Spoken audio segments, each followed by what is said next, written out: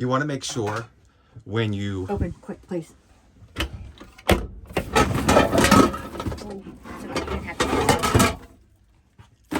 You want to make sure when you're flushing your black tank that you don't get distracted and forget you're flushing your black tank and it overflows inside.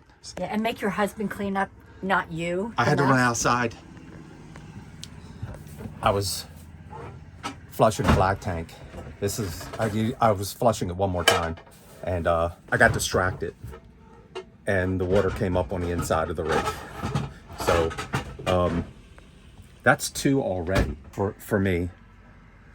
Not doing well. That's come close to happening in the Class A diesel pusher, although it never did. This one, it happened, so the water came back inside and made a little bit of a mess. But make sure you don't get distracted when you're flushing your black tank. It's easy to forget that this black tank holding capacity is much smaller than our diesel pusher. As a result, we lost a roll of toilet paper. Let's take a moment of silence for the toilet paper, because we all know how important that is. It is when you have no storage. She's right. When you have no storage, every little thing is so valuable. That will not happen again. Mark my words, that will not happen again. I'll remember that. So, did we get it cleaned up, babe? Did I get it cleaned up? Yeah. Well, I had to clean up the outside. Must have a mouse in his pocket. I had to clean up the outside. Oh, boy. As soon as I heard the water on the inside, I'm like, oh, crud. Let me get back outside. Hurry up, open up the valve. I'll show you what I got out here.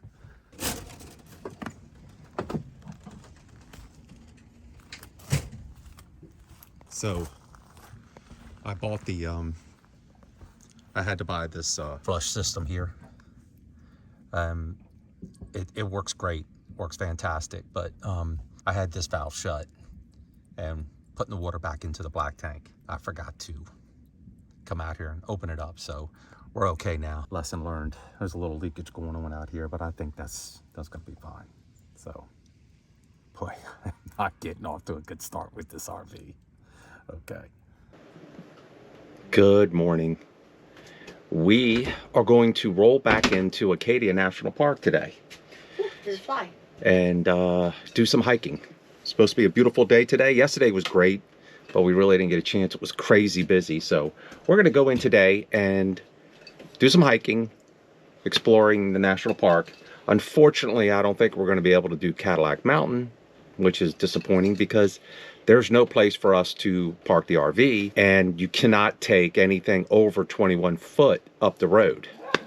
So from the way it was explained to us yesterday, there's no place for us to park the RV and hike up there on foot.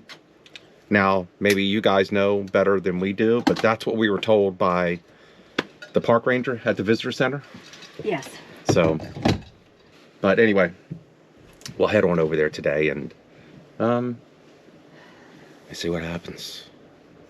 We're up for a hike. I'm up for a hike. I'm not sure Katrina is. She's not feeling too well. So, all right, let's go. So you can see we're set up over here, parked over here on the other side. So we're good to go. We're gonna head down this way. That is one of the nice things about bringing the RV into the park, that we pretty much can stay here all day if we want and just hang out and come back, get lunch, and then go back out again. I was just going to say that. We'll go in there, we'll make lunch, and if we get tired or something happens, we take a nap.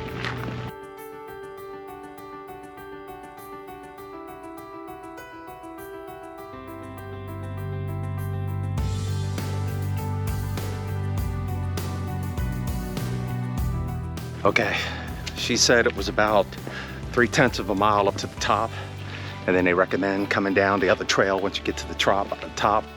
They have these blue marks here on the trail that'll let you know which way to go.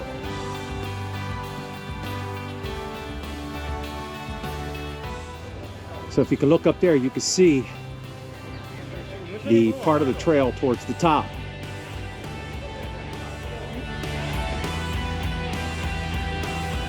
Tricky. Yeah. Well, it's a little tricky, but it's doable. Just take your time.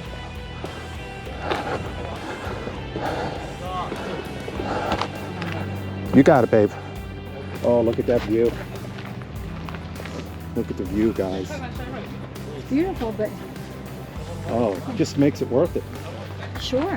What do you think so far? So far, so good. We'll see what Yeah. happens. Yeah. We got a climbing part here.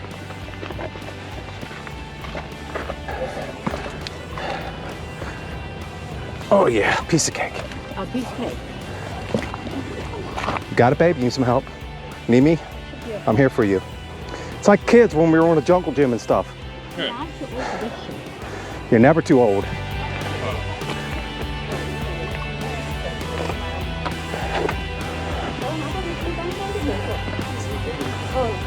Wow.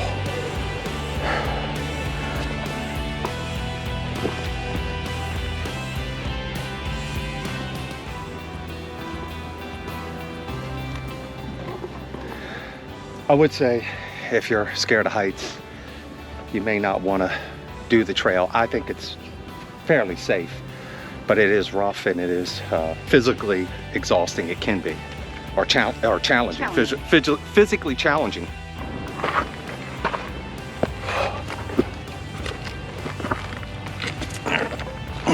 There's another handle up here too, babe.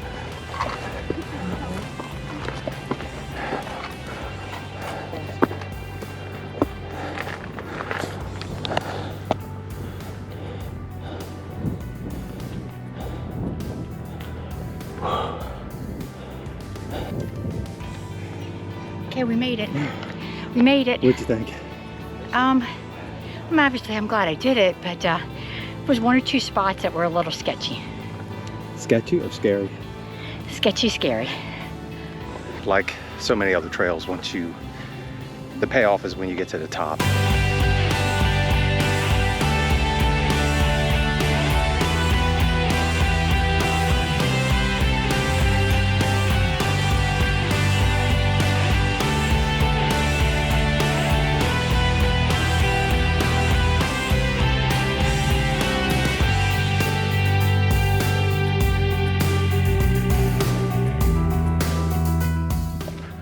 We're gonna make our way back down. But once again, if you're scared of heights, you don't have to come up the Beehive Trail. You can come up the other trail, the back trail. I'm sorry, I can't think of the name of it. I'll put it down below. And you can still come up. It's an easier hike. And you still get to the top and you can still get to the summit and check out all the views. So the trail you want to come back down that we couldn't remember was the Loop Road Trail. That's the road you take back down, or the trail you take back down from the top. And actually you can go up that way, but even going up that way is a bit of a hike. You just don't have the drop off cliffs. And the you know, if you're scared of heights, it's much better to take that trail. I gotta watch where I'm walking.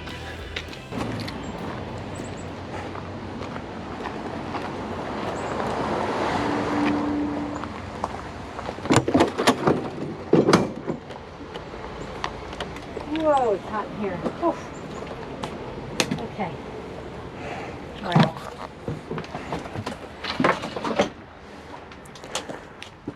It's hot in here, but we're gonna do lunch here at the park.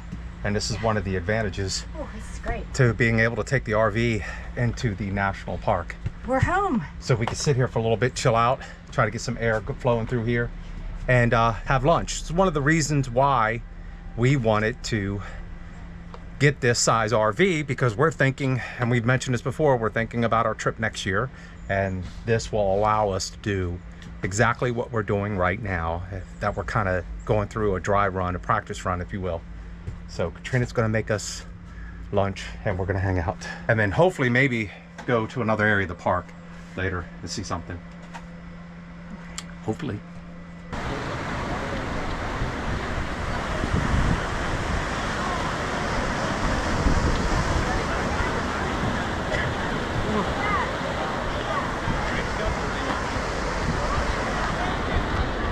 So this is Thunder Hole, and when the high tide comes in, the waves and the water crash in this area right here, but you can see it's crazy busy right now.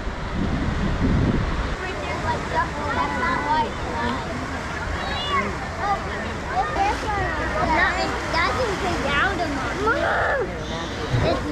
So that was Thunder Hole. There wasn't a whole lot going on today. They say to watch it when the you want to be there when high tide's in there and it's windy. And but it's a beautiful area. You can hang out there for a little while, just enjoy the scenery. And I couldn't catch it on video, but there were 2 whales way out in the Distance. out in the distance. But we got to head back, so we're gonna head on out back to the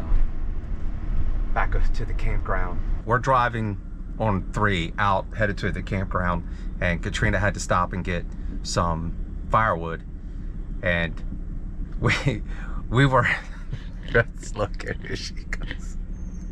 Here she goes. Look, there she is. Oh my God.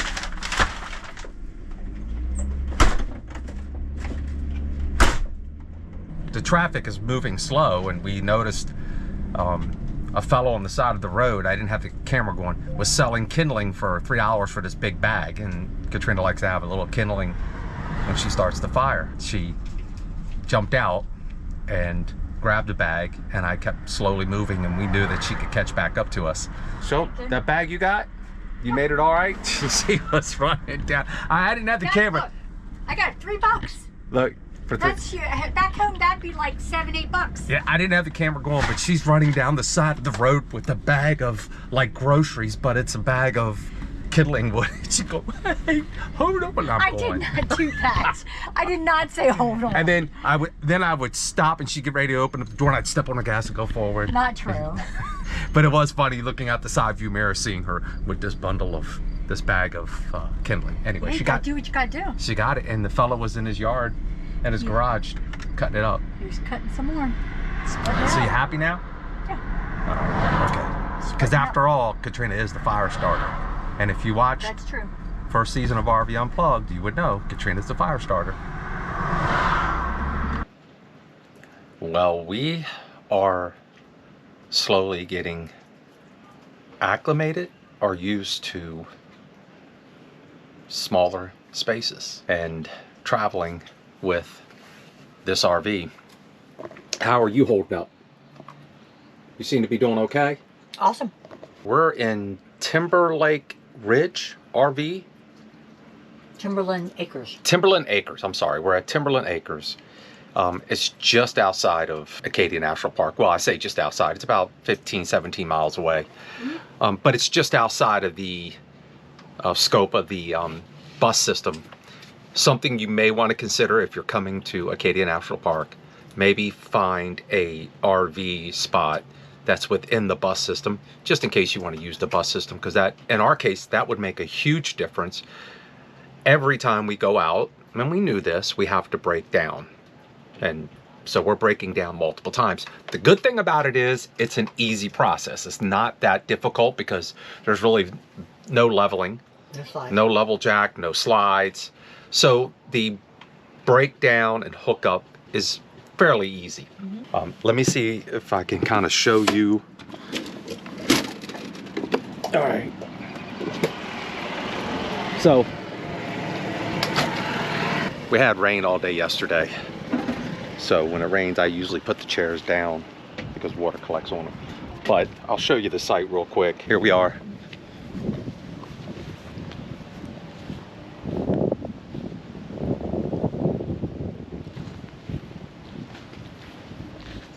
So really all I need to do is break down the Starlink, disconnect the power and the water, and that's pretty much it.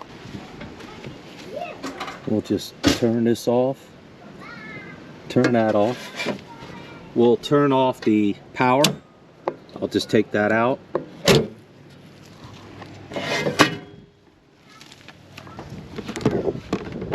So I'll just go ahead and put that 30 amp cable back in. Shut that up. Take the surge protector.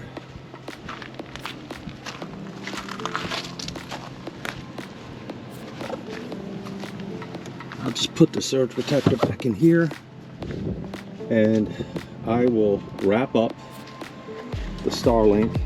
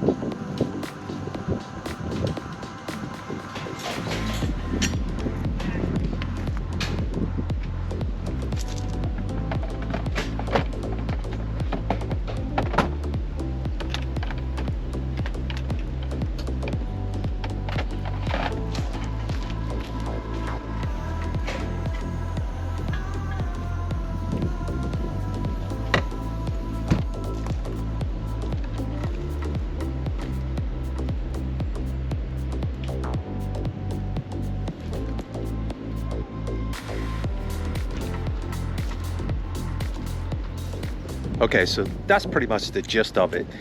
You just want to make sure you don't rush yourself. Take your time, because it's much easier, obviously, to break it down and to set it up. So it can be easy to get caught up into, you know, moving quicker and doing things and rushing yourself, thinking, oh, it's so easy, it's no problem. And it's the little things. So I like to just kind of take a walk around and make sure.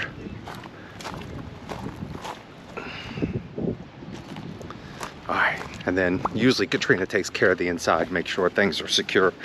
We're good to go. Oh, a few other things we want to do. Might want to grab whatever you think might fall if you're not. I'll also turn off the propane heater, because we're not going to, for the water, we're not going to use it, you know, when we're driving down the road. So I just like to turn it off. And that should be everything. Turn the lights off. We're good to go. So we're good to go.